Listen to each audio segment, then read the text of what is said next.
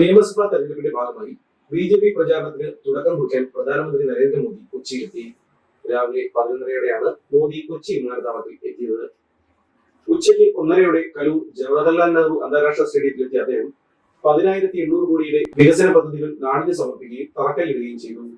തുടർന്ന് AI സാങ്കേതിക വിദ്യയുടെ കേന്ദ്രമാക്കി കേരളത്തെ മാറ്റുമെന്ന് മോദി ഉറപ്പു പറഞ്ഞു.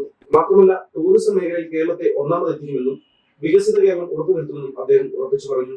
കേരളം ബി.ജെ.പിക്ക് നൽകിയാൽ കേരളം ഒരു നവകേരളമാക്കി മാറ്റുമെന്നും മോദി പറഞ്ഞു.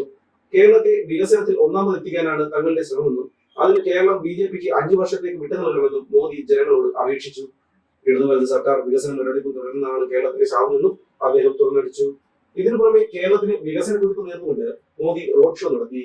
വൻ ജനാവലി മോദിയെ സ്വീകരിക്കാനും കാണാനുമായി റോഡിൽ അണിനിരന്നു. റെയിൽവേ നവീകരണം, ദേശീയപാത വികസനം എന്നീ പദ്ധതികളുടെ ഉദ്ഘാടനവും നാടിന് സമർപ്പിക്കലും മോദി നിർവഹിച്ചു. മാത്രമല്ല, കേരളത്തിലെ മത്സ്യമേഖലയ്ക്കായി 1,400 കോടി രൂപ കേന്ദ്രം അനുവദിച്ചതായും മോദി പ്രഖ്യാപിച്ചു. ചുരുക്കത്തിൽ കേരളത്തെ ബി.ജെ.പി. ഏറ്റെടുത്തു എന്ന് പറയുന്ന വിധമുള്ള പ്രഖ്യാപനങ്ങളാണ് പ്രധാനമന്ത്രിയുടെ ഭാഗത്തു നിന്നും ഇന്ന് ഉണ്ടായത്. സാക് ന്യൂസ്, ട്രിവാൻഡ്രം.